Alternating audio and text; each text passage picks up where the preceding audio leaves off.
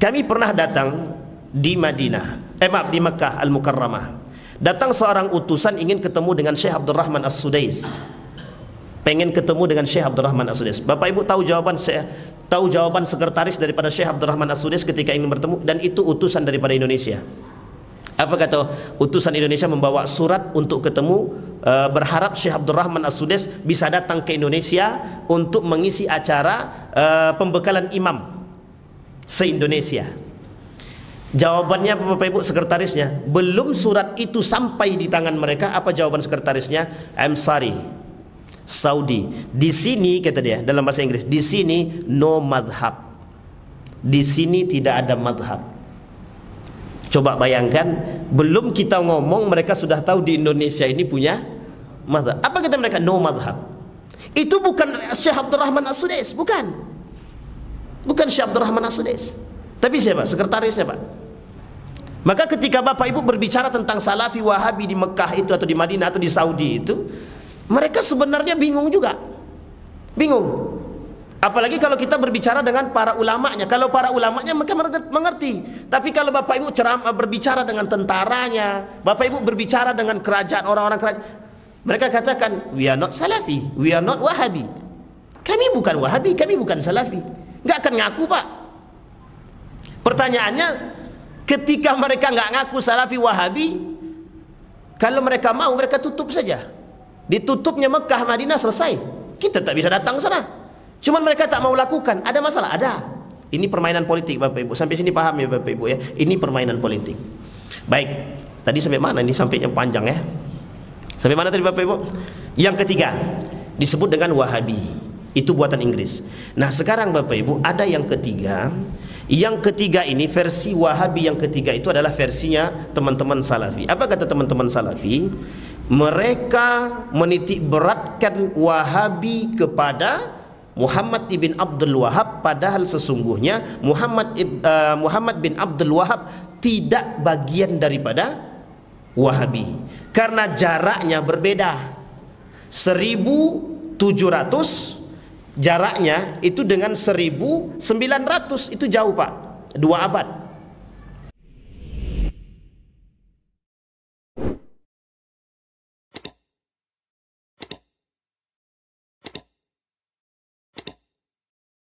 Baik Bapak Ibu sekalian yang berbahagia, mudah-mudahan Bapak Ibu semua dalam keadaan sehat walafiat insyaallah, amin ya rabbal alamin. Malam hari ini tak pakai proyektor karena memang tadi saya keliling cari ke pondok, ternyata yang di pondok dipakai. Jadi saya minta maaf dulu, belum tak pakai proyektor. Tapi insyaallah malam hari ini kan kita cuma melanjutkan yang kemarin yang belum tuntas. Baik Bapak Ibu sekalian yang berbahagia, sebelum kita lanjut kepada pembahasan Wahabi Part 2, ada aja nih judulnya, Wahabi Part 2 atau Wahabi yang kedua. Ada pertanyaan Bapak Ibu sebelum kita bahas? Yang ragu dengan pembahasan sebelumnya, tanya. Jangan salah paham, nanti salah paham susah kita. Tak menjelaskan dari awalnya itu agak panjang sedikit. Baik, ada yang mau ditanyakan silahkan Bapak Ibu tentang Wahabi yang pertama kemarin. Kalau ada kita bahas, kalau tak ada kita lanjut. Nampaknya memang tak ada. Gimana Pak?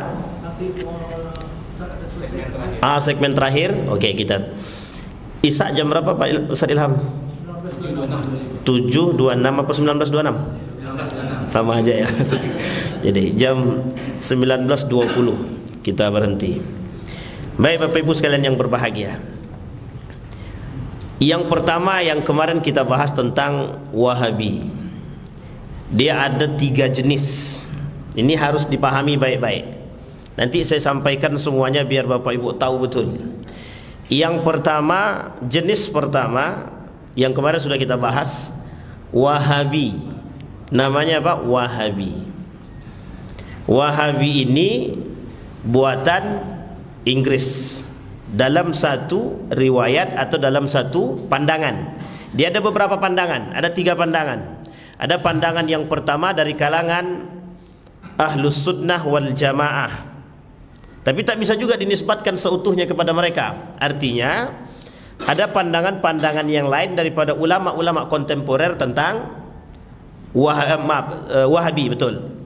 Yang kedua, ada pandangan yang lain yang lebih ekstrim atau ekstremis.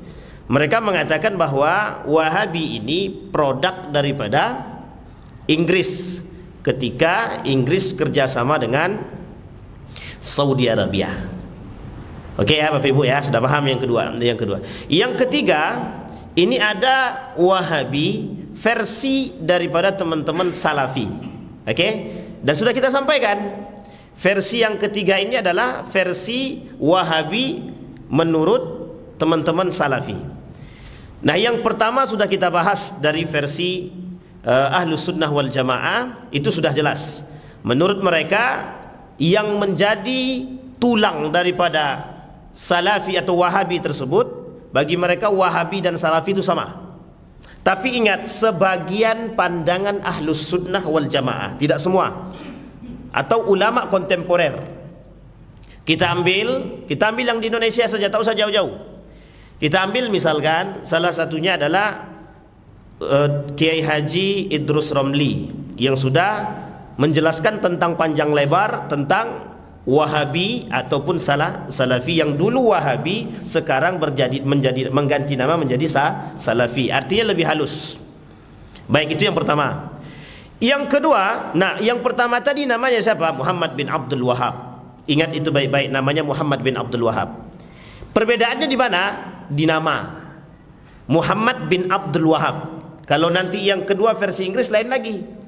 Nah, selain daripada Muhammad bin Abdul Wahab, ingat, beliau itu muncul pada abad ke-17, 1700-an. Ada versi lain mengatakan 1900, tapi yang paling banyak dikatakan oleh para ulama 1700-an. Oke, sampai sini paham ya Bapak Ibu ya? Nejat, salah satu tempat yang menjadi tolak ukurnya adalah sandarannya adalah Nejat. Maka disebut dengan Muhammad bin Abdul Wahab An-Najdi. Kemana? Karena dia merujuk kepada bapaknya Sulaiman An-Najdi. Oke, sampai sini Bapak pahami Bapak Ibu ya? Ingat-ingat namanya baik-baik. Yang kedua versi Inggris. Versi Inggris ini Bapak Ibu, artinya adalah adanya gerakan-gerakan Wahabi yang memang dimunculkan oleh kelompok-kelompok tertentu. Kita ambil contoh, adalah kelompok yang dimunculkan oleh Inggris. Panggilan waktu itu disebut dengan Britania.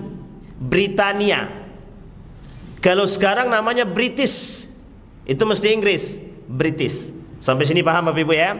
Nah, Britania ini Bapak Ibu, mohon maaf, Britania ini dalam tulisan itu, dan kita merujuk kepada beberapa artikel yang menurut saya cukup kuat, karena dia masuk dalam kategori jurnal internasional. Kalau jurnalnya itu internasional atau terindeks Scopus begitu. Nah, ini agak sedikit akademik itu ya. Itu sudah, kalau dalam dunia perdosenan penting itu. Artinya sudah diakui dunia.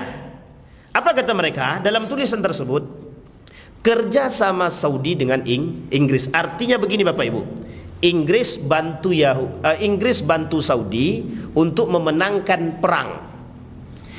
Balas jasanya apa? Saudi memberikan posisi untuk Inggris. Nah, ini namanya take and give. Dan harus kita paham. Nah, baik. Di sini oleh para ulama, kita ambil Syekh Ramadan Al-Buti mengatakan 3 hal yang dijadikan oleh Inggris yang memang sengaja isu ini dikembangkan oleh Inggris. Nih 3 kata Syekh Ramadan Al-Buti. Termasuk salah satunya Syekh Muhammad Nuruddin Etar juga mengatakan hal demikian. 3 isu yang diangkat oleh Inggris ketika itu. Yang pertama adalah tentang Ahmadiyah. Di mana Bapak Ibu? Ahmadiyah di India. Ini dah banyak nih nabi palsu, tahu kan? Muncul nabi palsu di India. Yang kedua, isu yang pertama tentang Ahmadiyah, itu di daerah India. Isu yang kedua itu disebut dengan Bahai. Ini merujuk kepada yang kemarin. Bahai ini muncul di Mesir oleh Syekh Ramadan Al-Buti dalam tulisan buku Seven Pillars. Dijelaskan banyak tentang kaitan kerjasama antara Inggris dengan Saudi. Inggris memunculkan isu yang kedua. Isu yang kedua namanya adalah Bahai. di akhir tahun 2000 sebelum turunnya Menteri Agama Lukman Hakim, beliau datang pada acara, kalau dibilang peresmian mungkin agak lebih terlalu vulgar ya, datang kepada acara waktu itu pengakuan terhadap agama Bahai di negara Republik Indonesia, dan itu masuk dalam pengakuan Kementerian Agama Republik Indonesia. Yang waktu itu jadi Menteri Agamanya adalah Lukman Hakim. Nah, Bapak Ibu tahu Lukman Hakim kan? Tak usah dijelaskan. Yang ketiga itu disebut dengan Wahabi. Wahabi. Isu Wahabi ini Bapak Ibu bukan selaras, sama halnya model munculnya dengan teroris atau kalimatnya irhabi. Indonesia itu punya sejarah kelam. Sejarah kelam Indonesia adalah ketika para ulama dan pesantren dituduh sebagai seorang sarang teroris. Mohon maaf Bapak Ibu, di sini kita sampaikan, maaf betul.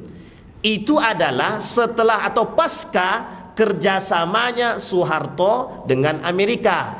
3 tahun, periode terakhir sebelum turunnya Soeharto dari presiden. Kerjasama dengan Amerika.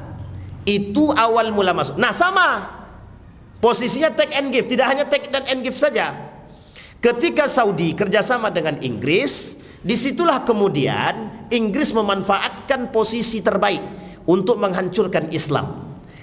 Jadi saya sudah sampaikan di awal Bapak Ibu, tidak ada satupun yang Allah sudah sebutkan dalam Al-Quran.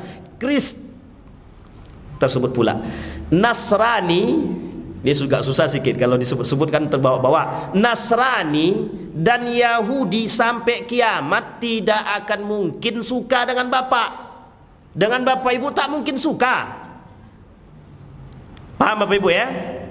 Perang yang terjadi atau yang memisahkan dua agama sekaligus, Protestan dan Katolik, yang harus Bapak Ibu waspadai, yang ada misionarisnya. Yang tak ada misionaris biasa aja, mereka cuma fokus ibadah saja. Tapi yang ada misionarisnya mereka tak mau fokus ibadah. Tujuan mereka memang untuk menghancurkan Islam. Dan itu sudah Pak, dan itu mereka vulgar. Memang tujuan kami itu misionaris namanya. Apa misionaris itu namanya? Mereka punya misi untuk mengkristenkan. Sama halnya.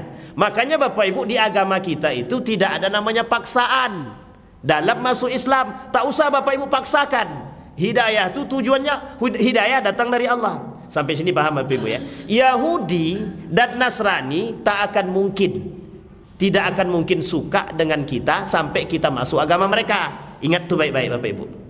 Nah, Inggris waktu itu didominasi oleh Nasrani. Ingat Bapak Ibu ya, waktu itu didominasi oleh Nasrani, dan mereka kerjasama dengan Yahudi. Nah, ini yang paling pentingnya di sini. Jadi ketika Islam itu berjaya, satu-satunya cara kalau mereka bergerak sendiri itu mustahil Islam hancur, mustahil. Sudah dicoba, sudah. Semua agama kerjasama untuk menghancurkan Islam, barulah Islam itu runtuh. Tapi bukan dengan gaya jihad. Gayanya adalah dengan memasukkan apa yang bisa menghancurkan umat Islam. Salah satu caranya mengasingkan seorang wanita muslimah agar mereka tidak dekat dengan agama. Satu. Yang kedua, bagaimana pemuda-pemuda muslim itu sekuler dulu. Artinya cinta terhadap dunianya menjadi poin penting. Dan Inggris memandang itu. Sampai sini paham Bapak Ibu ya? Karena kalau mereka mainnya main serang pasti kalah, itu sudah pasti. Dan itu yang dipahami oleh mereka. Mohon maaf, itu yang dipahami oleh mereka. Louis itu dipenjara, ditawan oleh Muhammad Al-Fatih. Dalam tawanan itu Bapak Ibu, dalam tawanan itu apa kata Louis? Kalau kita menghancurkan umat Islam dengan perang angkat senjata, sampai kiamat tak akan menang. Tapi salah satu cara, kita harus kerjasama dengan siapapun sekalipun dengan musuh. Akhirnya mereka kerjasama. Ingat Bapak Ibu, mereka kerjasama. Mohon maaf Bapak Ibu, ini pahit-pahitan aja.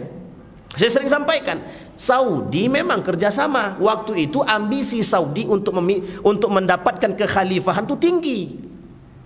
Dan itu tidak bisa dipisahkan karena semua ulama mengerti itu. Dan semua ulama tahu ketika runtuhnya kerajaan-kerajaan Islam, Saudi ikut campur kerjasamanya dengan Inggris. Inggris otaknya berlian. Apa katanya? Kalau aku tak punya keuntungan, buat apa aku kerjasama? Buat apa aku hancurkan Islam kalau aku tak punya keuntungan? Pasti mereka punya keuntungan. Pasti mereka punya kepentingan. Sehingga disinilah Bapak Ibu, mohon maaf, 3 kepentingan mereka. 1, agama. Itu yang paling utama. Agama. Yang kedua kepentingan mereka adalah PT. Ini ini apa namanya? Justifikasinya adalah politik ya Bapak Ibu. Ini main politik. Itu sudah pasti. Yang ketiga kata mereka, kalau kami tak pegang dunia tak ada guna. Kalau kami tak pegang dunia, kami tak guna. Makanya Bapak Ibu mohon maaf, Yahudi dan Nasrani itu di depan kita saja baik. Di belakang mereka berantem. Karena mereka sama-sama ingin menguasai dunia. Siapa yang paling kuat, Yahudi kah atau Nasrani kah? Nah, itu model gayanya, permainannya begitu. Makanya Bapak Ibu di tahun 2025 itu ada satu buku judulnya. Judul bukunya itu Asia Pacific Rebalance tahun 2025. Pengamat politik internasional Indonesia itu mengatakan bahwa itu akan terjadi. Dan yang ketiga ada satu buku judulnya Connectivity Wars. Perang yang tak akan pernah berakhir, termasuk salah satunya adalah ideologi atau lebih tepatnya agama. Itu perang agama nggak akan akhir. Nggak usah jauh-jauh Bapak Ibu. Ketika pilkada perang agama itu mesti. Makanya SARA, isu agama itu paling unik untuk diangkat, paling mudah untuk diangkat. Mohon maaf, Buya Hamka itu menuliskan dalam bukunya, apa kata Buya Hamka? Permasalahan Wahabi itu puluhan tahun bahkan abatan kata dia. Kok baru muncul sekarang, dimunculkan kembali? Ada apa? Itu kata Buya Hamka. Pertanyaan besar kata Buya Hamka. Ada apa? Itu Buya Hamka yang nulis dalam bukunya. Apa judul buku Buya Hamka? Peradaban Islam. Paham Bapak Ibu ya? Buya Hamka termasuk pengamat politik yang paling bagus. Agama religius tapi dia juga mengamati politik. Dalam tulisan Buya Hamka, mohon maaf, yang sekarang menjadi singgungan para ulama, yang menjadi singgungan, yang berdekatan dengan Wahabi itu apa? NU atau Muhammadiyah? Yang paling dekat mirip dengan Wahabi apa? Paham Bapak Ibu ya? Jadi 3 nanti akhir saya sebutkan nanti Bapak Ibu. Jangan salah. Nanti kita lihat mana yang kaum Khawarij, mohon maaf, buatan Inggris itu modelnya apa saja, buatan oleh teman-teman yang dianggap Wahabi ataupun jalurnya Salafi apa saja. Nanti ada yang ketiga. Yang ketiga itu yang betul-betul bermadzhabkan Imam Ahmad bin Hambal, itu yang ketiga. Dan ini yang ketiga ini Imam Ahmad bin Hambal Salafi atau Wahabi kah? Belum tentu. Tidak bisa dicap di situ Bapak Ibu. Kami pernah datang di Madinah, di Makkah Al-Mukarramah. Datang seorang utusan ingin ketemu dengan Syekh Abdurrahman As-Sudais. Pengen ketemu dengan Syekh Abdurrahman As-Sudais. Bapak Ibu tahu jawaban sekretaris daripada Syekh Abdurrahman As-Sudais ketika ingin bertemu, dan itu utusan daripada Indonesia. Apa kata utusan Indonesia? Membawa surat untuk ketemu, berharap Syekh Abdurrahman As-Sudais bisa datang ke Indonesia untuk mengisi acara pembekalan imam se-Indonesia. Jawabannya Bapak Ibu sekretarisnya, belum surat itu sampai di tangan mereka, apa jawaban sekretarisnya? I'm sorry, Saudi, di sini kata dia dalam bahasa Inggris, di sini no madhab, di sini tidak ada madhab. Coba bayangkan, belum kita ngomong mereka sudah tahu di Indonesia ini punya madhab. Apa kata mereka? No madhab. Itu bukan Syekh Abdurrahman As-Sudais, bukan Syekh Abdurrahman As-Sudais, tapi siapa? Sekretarisnya Pak. Maka ketika Bapak Ibu berbicara tentang Salafi Wahabi di Mekah itu atau di Madinah atau di Saudi itu, mereka sebenarnya bingung juga. Bingung.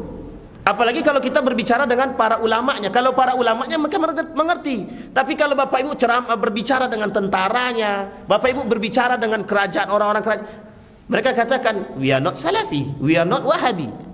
Kami bukan Wahabi, kami bukan Salafi. Nggak akan ngaku Pak.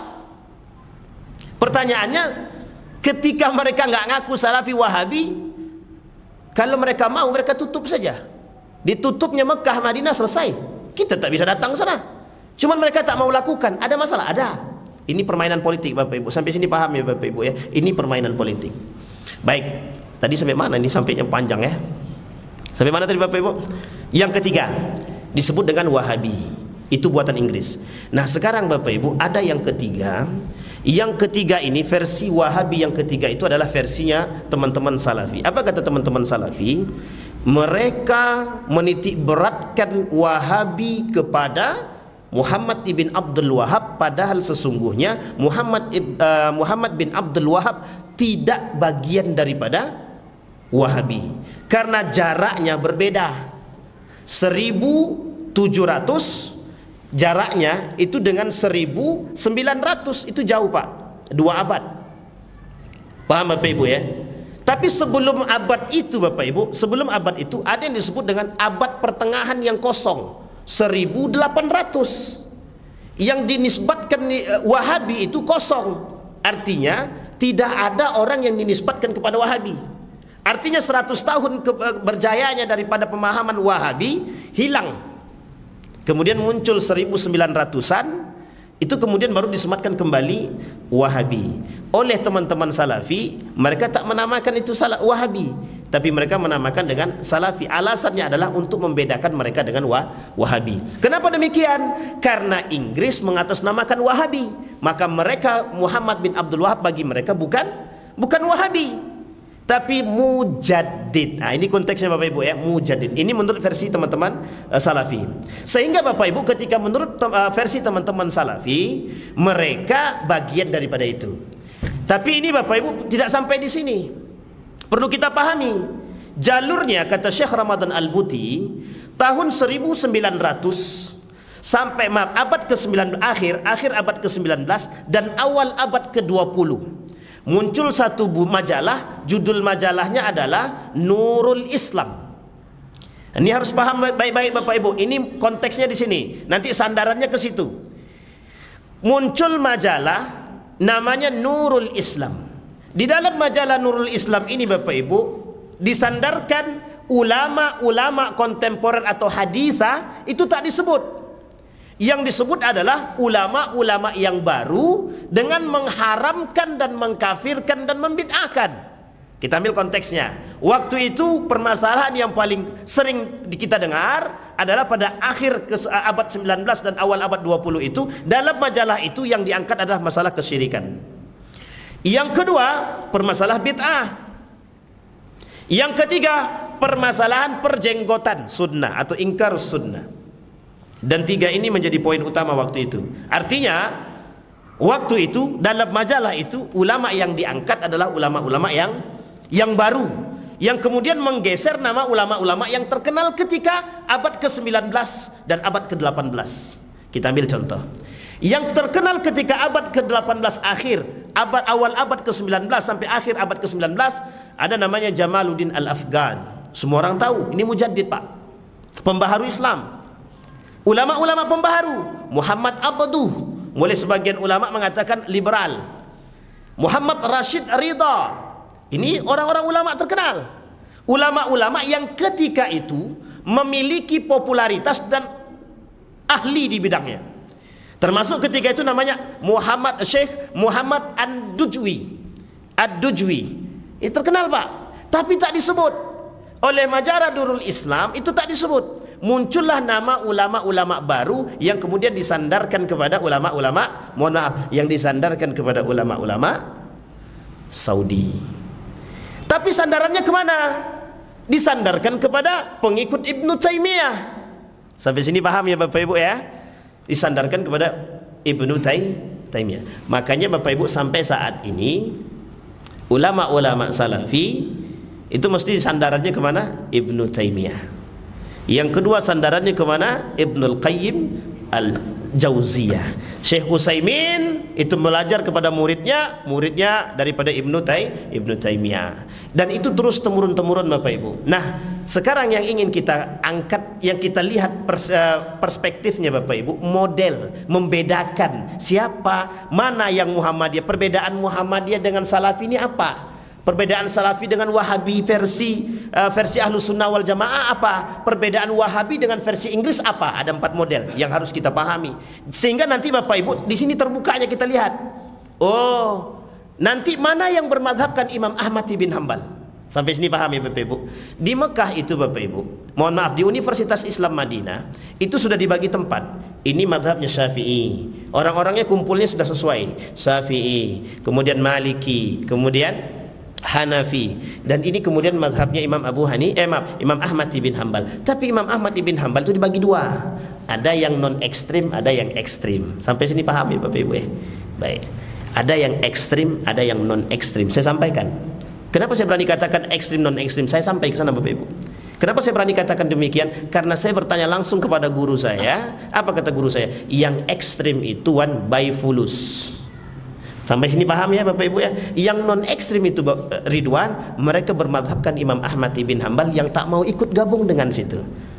Dan ada di sini Bapak Ibu. Di Pekanbaru ini ada. Ada yang berbayar dan ada yang non bayar. Tapi kan tak mungkin saya sampaikan. Paham sampai sini Bapak Ibu ya? Baik. Nah sekarang kita lihat kacamatanya Bapak Ibu. Kacamata yang pertama yang harus kita lihat adalah besutan atau buatan daripada Inggris. Wahabi buatan daripada Inggris. Bapak Ibu boleh tulis silahkan. Wahabi buatan Inggris itu adalah disebut oleh para ulama sekarang namanya Neo Khawarij. Dah sampai sini paham Bapak Ibu? Neo Khawarij. Tujuan mereka cuma satu saja, menghancurkan umat Islam. Satu modelnya adalah takfir. Itu dah jelas. Takfir, mengkafirkan. Karena khawarij kalau tak mengkafirkan tak khawarij namanya. Paham Bapak Ibu ya? Dan ini Bapak Ibu di Indonesia berkurang. Di Indonesia berkurang. Kenapa kok berkurang? Karena mereka nanti akan merubah diri. Nanti kita sampaikan. Yang pertama disebut dengan neo khawarij atau besutan Wahabi, besutan Inggris atau buatan Inggris. Pertama takfiri. Yang kedua mesti mencaci dan memaki. Itu pasti Pak, mencaci dan memaki. Kenapa? Karena memang harus begitu. Kalau mereka tidak mencela, mereka tidak akan ketahuan. Artinya begini, mereka tidak akan melihat, tidak akan ketahuan apakah si bapak ini marah atau tidak, emosi atau tidak. Mereka nggak akan lihat, oh ini bapak ini nggak tahu nih kita orang mana ini, Islam apa dia ini, itu nggak tahu dia. Maka caranya adalah harus mencaci memaki. Kalau dia caci dan memaki, otomatis Bapak Ibu mohon maaf, landasan caci makinya juga Al-Quran dan As-Sunnah. Paham sampai sini Bapak Ibu ya? Yang ketiga, sandaran mereka tekstual. Pasti tekstual. Al-Quran Sunnah. Kalau keluar dari Al-Quran dan Sunnah, tidak mungkin mereka terima. Maka tidak ada jalur tahkim itu selain daripada Al-Quran. Tidak ada. Dan itu mesti mirip sama itu. Itu yang ketiga. Oh kalau celana cingkrang, oh kalau jenggotan. Mohon maaf Bapak Ibu, Muhammadiyah jenggotan. Bukan bangkotan ya, tapi jenggotan. Sebagian teman-teman Muhammadiyah pakai celana cingkrang. Kira-kira Muhammadiyah Wahabi apa Salafi? Loh, Profesor Dr. Haji Yunahar Ilyas dalam ceramahnya di Masjid Kiai Haji Ahmad Dahlan langsung ditembak. Prof, Muhammadiyah itu Salafi apa? Muhammadiyah itu Salafi atau bukan? Jawaban Profesor apa? Ibadah kita sama. Mau sebut Salafi silakan, tak sebut tak ada masalah. Begitu jawaban beliau. Kenapa? Muhammadiyah apa? Sama. Tidak wirid, tidak kunut, tidak maulid Nabi, tidak kenduri, tidak 3 hari, 7 hari, tak ada. Berarti sama nih. Paham Bapak Ibu sama? Nanti kita lihatin modelnya Bapak Ibu. Yang ketiga sudah. Yang keempat, mereka akan mensyirik-syirikkan. Pasti itu Bapak Ibu, syirik tuh pasti. Pelaku syirik, bukan bagian daripada kami. Artinya Bapak Ibu, kalau mereka sudah akan mengatakan di awal takfir, itu satu saja. Darahnya kita nih, darah kita kalau sudah ditakfiri halal. Artinya kita boleh dibunuh. Sampai sini paham ya Bapak Ibu ya? Muncul satu buku, tapi buku ini ekstrim menurut saya, tak cocok. Namanya Wahabi Berdarah judul bukunya. Dan itu sudah dibahas juga panjang. Ada seorang orang NU yang sangat keras dia mengatakan tentang mengadopsi buku itu, entah dia penulisnya pun saya tak tahu. Tapi yang jelas buku itu keras banget, dia kata adalah semua Wahabi itu adalah Khawarij. Mereka akan, nah kejadiannya adalah ketika mazhabnya berubah menjadi mazhab Imam Ahmad bin Hanbal dan didominasi oleh Wahabi atau didominasi oleh Ibnu Taimiyah dan didominasi oleh Muhammad bin Abdul Wahab. Ini apa namanya sandaran mereka. Artinya entah itu nanti tuduhan dan lain sebagainya, kita tidak tahu. Terjadilah pembunuhan massal kepada mazhab Imam Malik. Pembunuhan massal terhadap mazhab Imam Abu Hanifah. Artinya orang-orang yang bermazhabkan Imam Abu Hanifah di Saudi Arabia ketika itu diusir. Yang bermazhabkan Saudi diusir. Sampai terjadi pertumpahan darah. Dan itu terjadi dalam buku itu Bapak Ibu. Tapi saya mengatakan, waktu itu saya kebetulan menjadi teman diskusi daripada seorang peneliti Wahabi dari Belanda, namanya Zaltan Vol. Zaltan Vol sekarang dia menjadi dosen tamu di Qatar. Apa kata beliau? Kata beliau, saya ini peneliti. Dia ateis, dia tidak punya agama. Apa kata dia? Saya sedang meneliti tentang Wahabi. Apa kata dia? Wahabi itu ternyata itu terbagi dua loh, kata dia. Dan saya bingung mana yang saya tentukan, kata dia dalam bahasa Inggris dan bahasa Arab. Bayangkan Pak, orientalis, Zaltan Pol itu orientalis, ateis, dia bisa bahasa Arab, bisa bahasa Inggris. Kita asli Muslim, bahasa Arab bisa nggak? Harus Pak, paham Pak, itu kunci dia. Akhirnya dia kemudian datang ke Indonesia dari Jakarta, kemudian ke Jogja, kemudian ke Semarang, kemudian ke Malang, kemudian sampai ke Riau dan beberapa daerah di Indonesia. Termasuk waktu itu saya yang ikut menemani beliau, dan beliau cerita langsung. Dan ini gerakan-gerakan yang memang menurut beliau ini akan yang akan menyebabkan perpecahan terhadap Islam itu sendiri di Indonesia, dan sekarang terbukti. Terbukti. Itu yang pertama. Nah, sekarang bagaimana yang Wahabi tapi dia tak mau dikatakan Wahabi tapi Salafi. Nah, baik Bapak Ibu ya, ini yang disebut dengan Salafi. Teman-teman Salafi Bapak Ibu, ini bermadhabkan Imam Ahmad ibn Hanbal sebagian, tapi lebih condong menggunakan madhab Imam Ibnu Taimiyah, tapi juga sebagian, dan kadang-kadang mengikuti mengikuti pandangan daripada Ibnul Qayyim Al-Jauziyah sebagian juga. Dan ini yang mengatakan bahwa mereka bukan Wahabi tapi lebih tepatnya Salafi. Dan ini yang banyak di tempat kita Bapak Ibu, di Indonesia. Saat ini kita lihat pusatnya ada di Pekanbaru, artinya paling ramai di Pekanbaru. Dan ini Bapak Ibu, dua ini yang ada di Madinah. Dua-dua ini ada. Yang satu masih tersisa tapi tak terlalu banyak, karena mereka meleburkan diri. Ada yang masuk ke madhab Imam Ahmad ibn Hanbal murni, ada yang masuk ke campuran kepada madhab madhab kepada Salafi yang tadi sebagian menggunakan Ibnu Taimiyah, sebagian juga masih menggunakan madhab Imam Ahmad ibn Hanbal. Dia tengok mana yang paling kuat. Dalam madhab Imam Ahmad ibn Hanbal misalkan, mana yang paling kuat? Cadaran. Imam Ahmad ibn Hanbal mengatakan cadar itu hukumnya apa? Sunnah, tidak wajib. Tapi boleh madhab Ibnu Taimiyah mengatakan wajib. Makanya Saudi rata-rata semua bercadar. Kenapa? Bagi mereka cadar wajib. Tapi yang mengatakan wajib siapa? Ibnu Taimiyah. Tapi mohon maaf Bapak Ibu, kita Indonesia di pengadilan agama kita itu menggunakan, kalau hukum talak lebih menggunakan mazhabnya Ibnu Taimiyah. Jangan salah Bapak Ibu ya, Ibnu Taimiyah. Kata Ibnu Taimiyah, sekalipun 3 kali dia ucapkan tak jatuh talak. Dan itu berlaku di pengadilan agama. Paham Bapak Ibu ya, sampai sini paham ya Bapak Ibu. Baik, itu yang kedua. Nah, modelnya sama Bapak Ibu. Kalau cara ibadahnya sama, tapi mereka tidak mentakfir. Mereka tak mengkafirkan. Cuma kadang-kadang mereka juga membid'ahkan. Kadang-kadang membid'ahkan. Dan kadang-kadang, tapi mereka tak katakan pelaku non sunnah tadi, mereka tak katakan ingkar sunnah. Mereka tak katakan. Ini harus kita bedakan Bapak Ibu, harus kita bedakan. Kenapa saya katakan harus dibedakan? Biar kacamata kita ini tahu betul mana yang harus kita habisi, mana yang tidak. Karena tidak semua Bapak Ibu, mohon maaf, dampak daripada perbuatan seperti ini, mohon maaf, saya lebih condong mengatakan Inggris. Kenapa? Dampak dari perbuatan mereka itu mazhab Imam Ahmad ibn Hanbal tidak bisa diterima di Sumatera. Dampak daripada perbuatan tersebut, mazhab Imam Ahmad ibn Hanbal tidak bisa diterima di Indonesia. Padahal Bapak Ibu, Imam Bonjol orang yang pertama membawa pandangan mazhab Imam Ahmad ibn Hanbal ke Sumatera. Di mana Bapak Ibu? Sumatera Barat. Makanya sampai saat ini orang Sumatera Barat lebih banyak ke Muhammadiyah. Kenapa? Karena hampir mirip dengan siapa? Kiai Haji Ahmad yang dibawa oleh Ahmad Dahlan. Mirip dengan apa yang dibawa oleh Imam Bonjol. Sampai sini paham ya Bapak Ibu. Nah, oleh karena itu yang ketiga Bapak Ibu, yang paling miris kita adalah yang ketiga, mazhab daripada Imam Ahmad ibn Hanbal. Padahal mazhab Imam Ahmad ibn Hanbal Bapak Ibu, itu mazhab yang kita katakan memang lebih detail, tapi tidak seperti mazhab-mazhab yang lain. Cuma karena didominasi oleh pandangan, contoh yang menggunakan mazhab ini kan Qatar, Saudi, Oman, dulu. Kalau sekarang Oman sudah wad'i, ada mazhab sendiri dia. Kemudian Saudi, Qatar, Oman dan sekitarnya lah itu menggunakan mazhabnya ini. Artinya Bapak Ibu, Mekah sendiri di Ummul Qura itu Bapak Ibu, itu sampai saat ini di Ummul Qura itu kalau pengen lihat itu antara Universitas Islam Madinah dengan Universitas Ummul Qura itu sangat berbeda.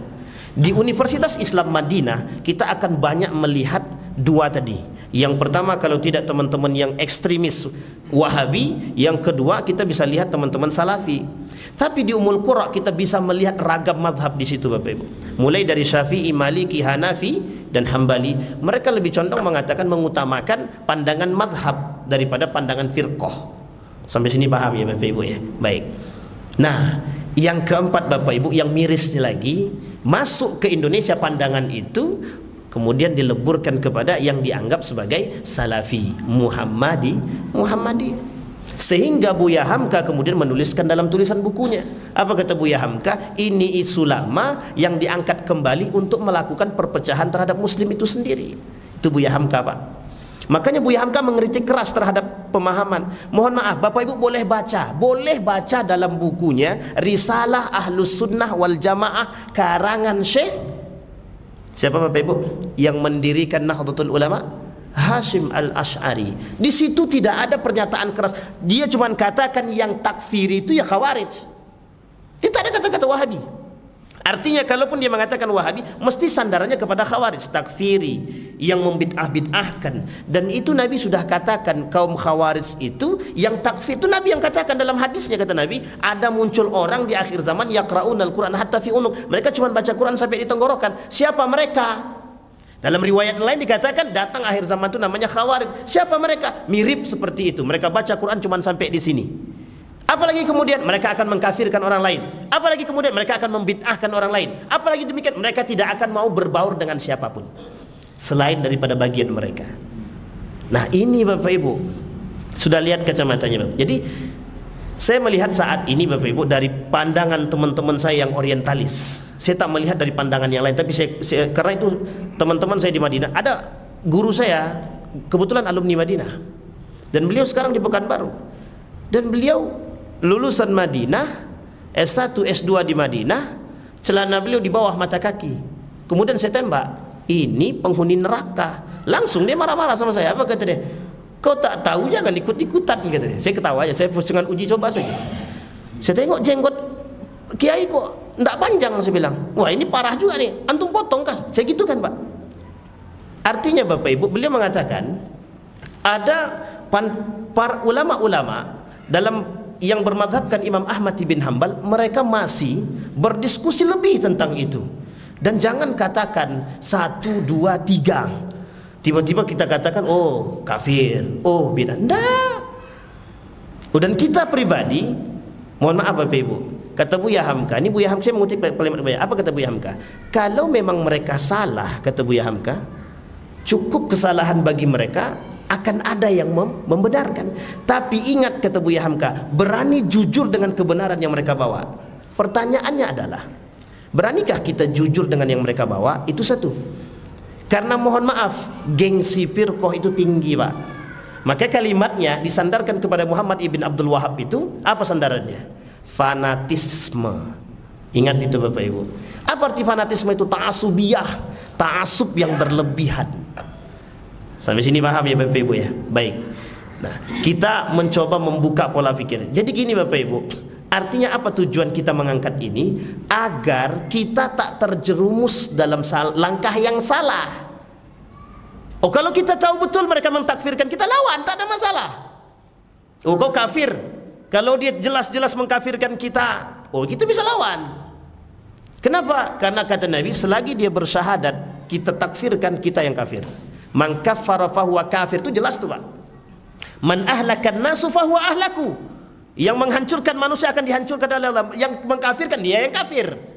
Dan itu kalimat sederhana. Yang boleh kita bunuh cuman 3. 1 orang murtad. Yang kedua orang yang membunuh. Yang ketiga janda yang berzina. Itu yang boleh kita bunuh. Yang lain daripada itu boleh bisakah kita bunuh? Tidak bisa kita bunuh Pak. Kalau dia sudah mentakfirkan kita, kira-kira kita kafir enggak? Kalau kafir bagi mereka darahnya halal apa tidak? Halal apa tidak Pak? Halal. Pahamin konsepnya Bapak Ibu. Kalau kita dikafirkan, berarti secara tidak langsung kita sudah keluar daripada oleh mereka. Berarti menurut mereka darah kita halal apa tidak? Ini yang terjadi pada abad ke-19. Campur tangan Inggris menghancurkan orang-orang seperti itu banyak. Oh, ini betul apa tidak? Sejauh referensi yang saya baca begitu Bapak Ibu. Baik dari dalam bahasa Inggris maupun dalam bahasa Arab maupun dalam bahasa Indonesia. Makanya kenapa saya tak mau cepat-cepat mengambil sebuah kesimpulan. Kenapa saya katakan demikian? Kita coba belajar dulu. Kita cari dari referensi-referensi yang lain. Saya punya banyak teman-teman salafi. Saya tanya langsung. Bahkan satu orang dengan yang lain itu tak suka. Bapak pernah dengar Roja TV? Tahu kan Roja TV? Ada namanya pesantren di Yogyakarta itu namanya, kebetulan kakak kelas kami Ustadz Umar itu, beliau punya pesantren namanya Taruna Al-Quran. Itu oleh teman-teman Roja diserang. Bapak tahu Yufid TV? Sama, kadang-kadang dia berantem. Pertanyaan saya adalah, kita pun begitu kan sebenarnya. Paham sampai sini Bapak Ibu ya? Pertanyaan kita adalah, mengapa kok mereka berantem? Padahal sama-sama. Logisnya berpikir, saya tanyakan langsung. Profesor Dr. Haji Yunar Ilyas almarhum itu lulusan daripada Jeddah. Saya tanya, apa maksud mereka? Beliau sampaikan, ada kelompok yang mengatasnamakan Salafi yang disebut dengan Wahabi, mereka by fulus one. Kalau tidak ada fulus, mereka tidak akan kerja. Sampai sini paham Bapak Ibu ya? Jadi, apa yang ingin saya sampaikan? Ada orang-orang yang memang keras dengan apa yang mereka sampaikan. Ternyata setelah kita runut, memang mereka dapat piti. Tapi ada orang-orang yang memang dengan baik menyampaikan tentang perkara-perkara yang memang menurut mereka itu bagus. Kita ambil contoh. Hadis sahih itu bagus atau tidak? Bagus, jangan salah Pak. Tapi kadang-kadang kita mau mencoba untuk mengatakan apa yang, kan masih ada hadis yang tidak maksudnya yang dhaif atau yang hasan, masih bisa kita pakai kok, betul. Tapi ulama sepakat hadis dhaif itu tak bisa dijadikan alasan, hanya bisa diambil fadail, keutamaan. Artinya Bapak Ibu, kalau kita mau jujur dengan kebenaran yang mereka sampaikan, kita bisa terima kok. Yang tak betul dari mereka kita tinggalkan, kan tak ada salah. Tapi yang betul dari mereka kita harus terima. Bisa jadi kita salah, bisa jadi mereka yang betul, atau sebaliknya, bisa jadi kita yang betul, mereka yang salah. Terkadang kejujuran itu yang kita tak kita miliki. Nah, wah ini Ustadz ini pendukung Salafi ini, terserahlah Pak. Bapak bilang pendukung Salafi terserah. Yang jelas saya Muhammadiyah. Paham Bapak Ibu ya? Nah, saya apa adanya saya katakan. Karena memang kita capek Pak, berantem terus tuh capek. Apalagi harus mengkhususkan menjatuhkan orang lain. Oh mereka, kita ajak duduk bareng. Kalau sanggup ajak duduk bareng. Kalau tak sanggup mundur dulu. Cari dulu ilmu berlebih. Kalau sudah lebih ilmu baru kita duduk. Oh tapi mereka yang seperti, kalau mereka yang menghabisi kita, baru kita habisi Pak. Tapi kalau mereka tidak menghabisi kita, ngapain kita capek-capek? Musuh kita itu Bapak Ibu lebih banyak, lebih berat lagi daripada kita harus mengurus halal. Kalau mereka tidak melenceng daripada akidah, tak melenceng daripada syariatnya, tak melenceng, tak mengajak kita kepada kekafiran, tak menghancurkan kita, tak menghabisi kita, tidak mengkafirkan kita, kenapa pula kita yang harus mengkafirkan mereka? Kalau mereka mencaci maki kita, kemudian kita balas mencaci maki, beda tipis tak? Mereka mencaci maki kita, tapi kita caci maki mereka, beda tipis apa tidak? Makanya bagi Muhammadiyah, kata Pak Haidar, tak usahlah capek-capekin badan, masih banyak yang harus kita urus. Orang-orang non-muslim, Yahudi dan Nasrani, mereka kaya, ingin menghancurkan umat Islam dengan apa? Dengan harta. Kita baru masih sering berantem karena kunut atau tidak kunut. Tidak capek Pak. Yang mau kunut masuk, tak mau tak usah sayang. So dosa kan? Kan begitu Pak. Nah baik, kalau ini Bapak Ibu kita bahas, oh mesti nanti akan ada bahasan lain. Apa kata mereka? Ini yang tak bisa ini. Baik, nah yang terakhir Bapak Ibu yang ingin saya sampaikan, kalimat di dalam Al-Quran itu jelas, banget jelas. Bahkan Nabi menyampaikan dalam hadisnya jelas, satu di antara sekian banyak tanda akhir zaman itu adalah kemunculan kelompok-kelompok yang saling mengkafirkan satu dengan yang lain. Itu yang pertama. Bapak Ibu, kalau tak yakin dengan hadis ini, berarti kita semua ingkar terhadap itu. Kenapa? Karena ini perkataan Nabi, dan Nabi yang mengatakan. Perangnya Ali dengan Aisyah terjadi apa tidak terjadi? Nabi yang sampaikan. Nabi yang sampaikan. Terjadi. Jadi tidak ada, mohon maaf, bahasanya saya buat dalam buku itu saya baca ramalan-ramalan Nabi. Nah, tapi itu terlalu berlebihan kalau dikatakan dengan ramalan. Tapi Nabi mengatakan dalam hadisnya, meskipun hadisnya hasan, kata Nabi, nanti di akhir zaman itu akan ada kelompok yang muncul dengan mengkafirkan antara satu dan yang lain. Dan yang kedua, kata Nabi, ada di antara mereka yang saling membid'ahkan antara satu dan yang lain. Yang satu membid'ahkan, yang satu membalas. Di akhir zaman tadi, kata Nabi, ada yang bermunculan yang disebut dengan Dajjal. Kepintaran Dajjal itu mengalahkan ulama-ulama yang handal. Dulu nanti dai kondang itu tidak bermanfaat. Kenapa dai kondang tak bermanfaat? Dajjal lebih pintar daripada dai kondang.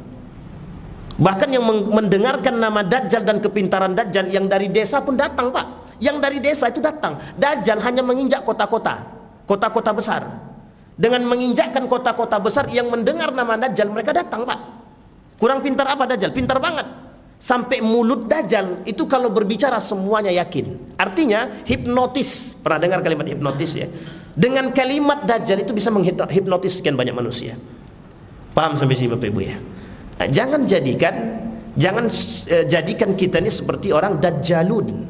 Kata Nabi dalam hadisnya mengatakan, sayati 'alan nasi dajjaluna kadzabun, kata Nabi.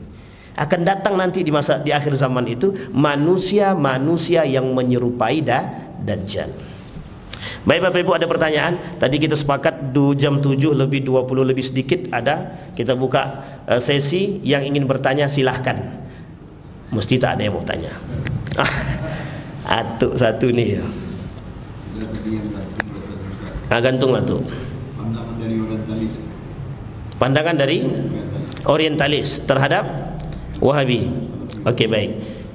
Orientalis mengatakan begini, dua pandangan orientalis. Dalam kajian mereka, mohon maaf nih Bapak Ibu, ini saya katakan orientalis agak sedikit jujur. Kenapa saya katakan agak sedikit jujur? Sejarah Islam, kalau Bapak Ibu pengen lihat hancur dan runtuhnya sejarah Islam atau kerajaan Islam, jangan baca buku Islamnya, tapi coba baca buku dari karangan-karangan orientalis. Kita akan tahu sedemikian rusaknya di dalam kerajaan itu. Tapi di akhir kepemimpinan ya Bapak Ibu, mohon maaf, di akhir kepemimpinan, bukan di pas ke awal-awal. Kita ambil contoh dinasti Abbasiyah. Awal-awal baik, di akhir sudah mulai cinta-cinta. Artinya generasi ke generasi. Kalau kata kiai kami, generasi ketiga harus hati-hati, kan begitu ya. Nah baik, kembali kepada pertanyaan Pak Waka. Orientalis itu dua pandangan terhadap Wahabi. Yang pertama garis keras, yang kedua garis mulus. Garis mulus itu garis halus. Ini dalam pandangan Zaltan Pol yang meneliti. Waktu itu dia datang ke Zaltan Pol ini, dia menjadi dosen tamu di Qatar setelah melakukan penelitiannya di Indonesia. Apa kata Zaltan Pol?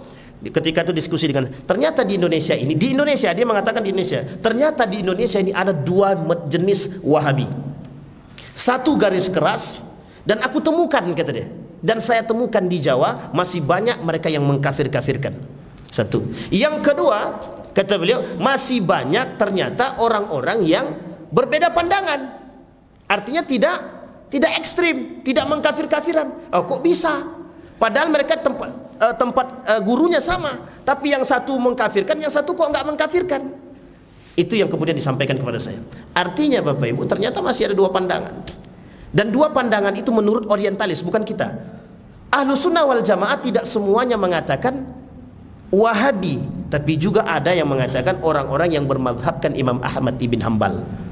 Jadi kalau bermadzhabkan sekarang, pertanyaannya apa bedanya antara mereka Wahabi atau Salafi dengan mazhab Imam Ahmad ibn Hanbal? Sama Pak. Sekarang kita tanya, ketika kita mencaci maki, belum tentu yang kita caci maki itu Wahabi.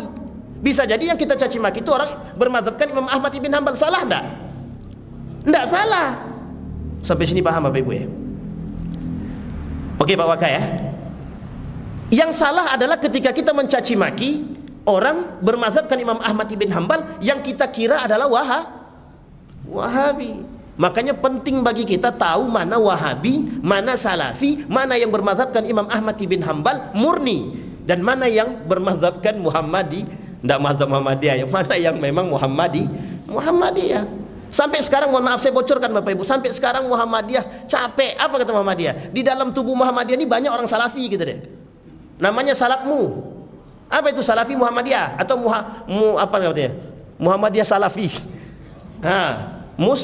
Musa Muhammadiyah salafi gitu deh. Saya pun bingung, mana Muhammadiyah salafi ini? Bingung saya. Saya pribadi Bapak Ibu ketika sampai ke sini saya tidak tahu Musa itu apa. Kata teman saya, Muhammadiyah salafiwan kata dia. Oh gitu. Memang bedanya apa? Tidak ada bedanya Pak. Solat sama, tidak pakai kunut. Kemudian apa lagi? Tidak pakai wirid. Tidak datang apa? Kendurian. 3, 7, 100, 1000 tidak ada dah. Muhammadiyah juga begitu. Berarti Muhammadiyah salafi atau wahabi? Dua-duanya. Saya bilang begitu. Dua-duanya itu. Yang capek siapa? Kita. Nah, kita kan nggak tahu. Nah, makanya kita kasih tahu. Biar kita paham, kita belajar. Ini loh orang-orangnya Bapak Ibu. Nah, sekarang saya sampaikan ulama-ulamanya Bapak Ibu. Ulama-ulama yang garis keras. Mohon maaf nih Bapak Ibu, saya sampaikan tapi jangan ada yang tersinggung nih, jangan salah paham lah. Syekh yang sekarang ini yang terkenal oleh versi daripada ulama-ulama salafi itu sendiri. Syekh Al-Utsaimin, bin Bas, Syekh Jabir. Ini Syekh Jabir, bukan Jabirnya Syekh Ali Jabir ya Bapak Ibu ya. Tapi Syekh Jabir. Syekh Ali Jabir itu imam daripada Masjidil Haram, bermadhabkan Imam Asy-Syafi'i atau mazhab Imam Syafi'i. Dan itu adalah kakek daripada Syekh Muhammad Ali Jabir. Nah baik, ada namanya Syekh Jabir juga. Kemudian ada namanya Syekh Ar-Rajhi, ada namanya Syekh At-Turaif. Dan mereka semua Bapak Ibu masih dalam kalangan ulama-ulama salafi. Tapi di antara mereka Bapak Ibu itu tidak sejalan. Kita ambil contoh Syekh At-Turaifi yang mengkritik pemerintah kemudian masuk penjara. Siapa mereka? Mereka yang bermazhabkan Imam Ahmad bin Hanbal, atau lebih tepatnya mereka mengatakan salafi. Tapi ada syekh orang-orang yang kemudian masuk dalam jajaran yang lain, salafi Bapak Ibu, tapi mereka tak bisa dikatakan khawarij. Bahkan sebagian ulama saya, guru saya mengatakan Syekh Utsaimin, mohon maaf tapi jangan salah paham, Syekh Utsaimin tak pernah mengkafirkan. Saya tak pernah temukan, kata guru saya tak pernah dikafirkan oleh Syekh Utsaimin. Buktinya apa? Ketika utusan Indonesia datang dari Nahdlatul Ulama datang ke Saudi Arabia, salah satunya yang datang ketika itu adalah Gus Mus. Tak dikafirkan. Sampai sini paham Bapak Ibu ya? Tapi mohon maaf, di Saudi itu ada kelompok yang ekstrim yang memang pakai ini. Kita ambil contoh, ada namanya Syekh bin Bas. Ketika utusan Indonesia datang ke sana bertanya tentang Muhammadiyah dan Nahdlatul Ulama, apa kata beliau? Berapa jumlah Nahdlatul Ulama? Banyak. Kemudian dia katakan, berapa duit yang dihabiskan oleh organisasi tadi untuk membayar orang-orang yang di dalam? Kata utusan Indonesia, orang yang berada di Muhammadiyah dan di Nahdlatul Ulama itu semuanya relawan, tidak ada yang dibayar. Apa kata beliau? Kami di Saudi ini tukang azan aja kami bayar. Sampai sini paham Bapak Ibu ya? Paham bahasa ini Bapak Ibu?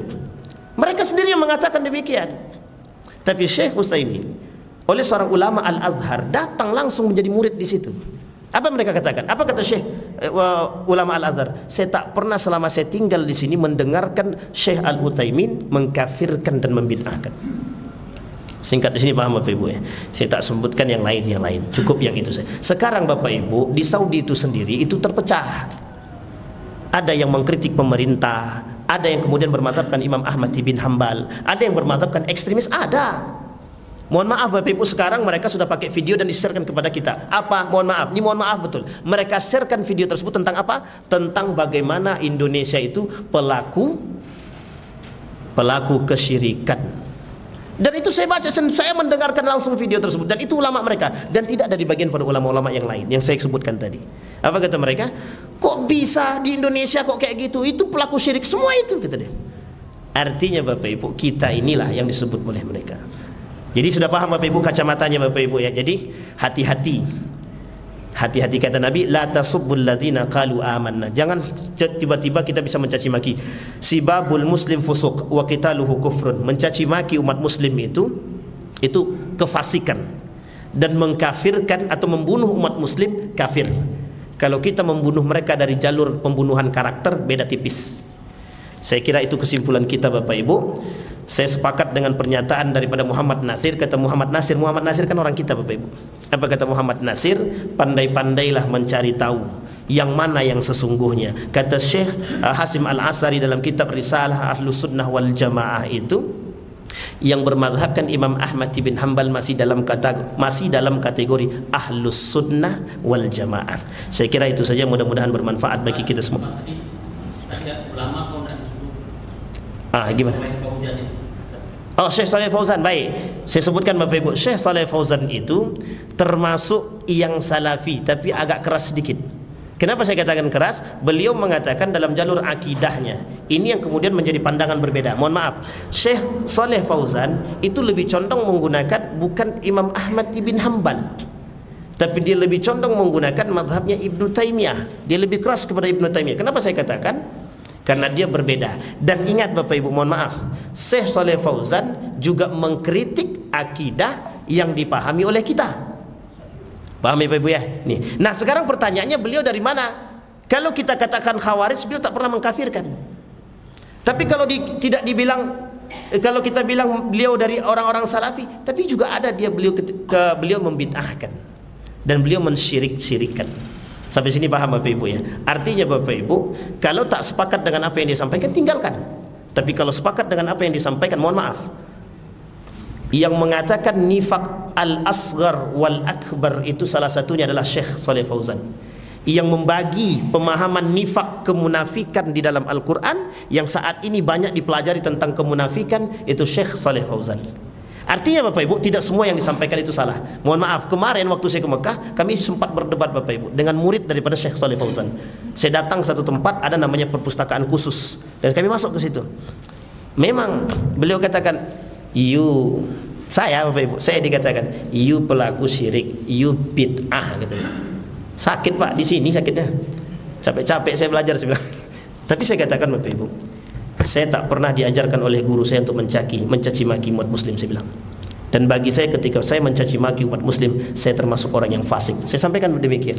Mohon maaf, di sekolah kami di Gontor, saya bilang, kami mempelajari kitab tauhidnya Syekh Saleh Fauzan. Tapi alhamdulillah, kami tak sesesat yang dibayangkan dalam hati saya. Dan saya sampaikan kepada beliau, muridnya Syekh Saleh Fauzan itu, kami di Gontor belajar buku Syekh Saleh Fauzan. Diam dia Bapak Ibu. Loh kok bisa? Ya nggak tahu. Yang penting begitulah.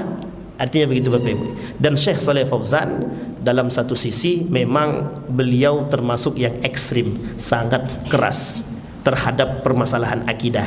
Dan ini juga oleh ulama kita ambil contoh Kiai Haji Idrus Lomli yang betul-betul keras menolak.